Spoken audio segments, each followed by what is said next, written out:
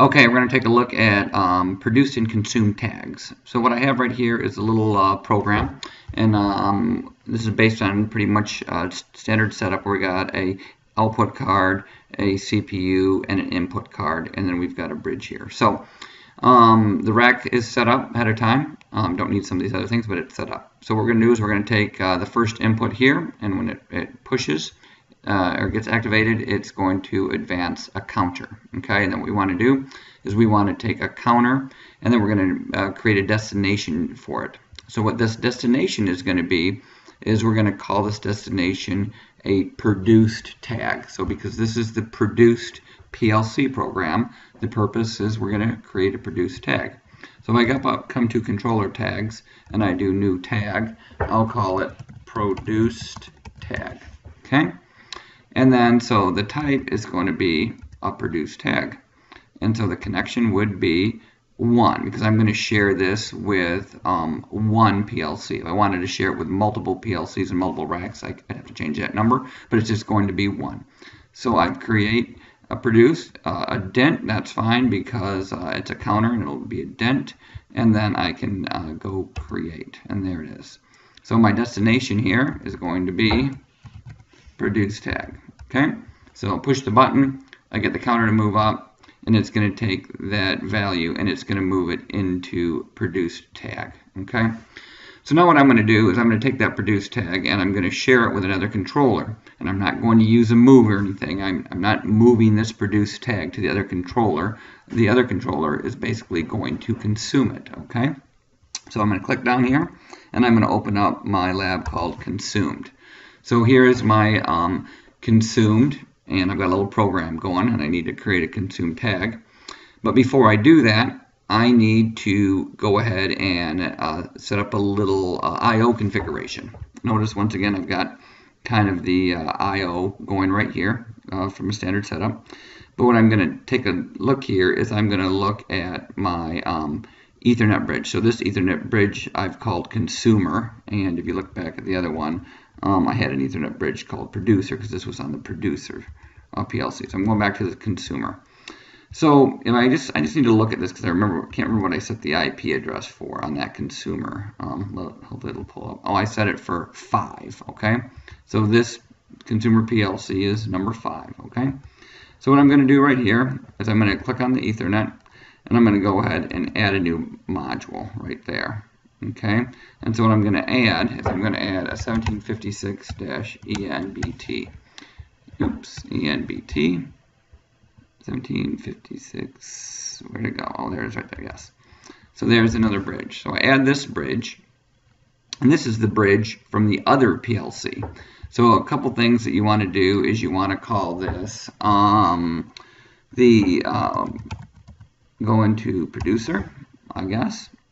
This is the bridge from the producer, and like we said, that was 192, 168, 1, and then, oops, 1, and that was 6. You might have to check these numbers to be sure they're right. I'm going to change some things right here because I don't have a 17-slot chassis. Both of our units are 10-slot, but particularly the producer, the other PLC, has got a 10-slot. And I'll disable keying just because I don't want any issues there. We'll do that. And so now we should be okay. So let's see if that generates it. Close. All right. So now what I've done is I have taken my bridge on my consumer and I've added a module, the producer. I've added to the 1.5, I've added the producer, which is 6, and then I've got the other PLC, which has a backplane of A10. Okay? So now on this backplane, what I can do is I can right-click and I can add a new module. And on the other PLC, 1756 L71, we have a processor right here. That's what the processor is on the other one. Happens to be the same processor on this one. It's in slot 1, and this will be produced. We'll call that the produced because it's on the produced rack. This is what we're currently working on is the consumed program and the consumed rack, but we're making a link to the other PLC, and it is in slot 1, so that looks pretty good. Okay, And then you could go and you could add your I/O cards here from this one if you needed to. Okay. So now what we've got is we've got to create the tag here. And so I'm going to go up and I'm going to create a controller tag here, new tag, and I want to call it how about consumed tag, because we're gonna get a tag here. We're gonna get a tag and it's going to be called consumed tag. And where are we getting it from? Well, it's consumed. Okay. And remember, we're on the consumed PLC. Where are we getting it from? We're getting it from the PLC that produced it right there. Okay. So failed to attempt, remote data is invalid. Oh, I needed remote data. It needs to be the name that is exactly the same as we had here on the produced, and this was called produced tag. So I got to be very careful to go produced tag. Let's see if it'll take that produced tag, and it took it. So, and it's a dent, and then I go ahead and create that.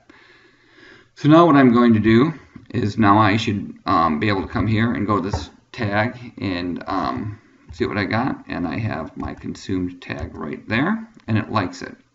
So let's just reevaluate what we did.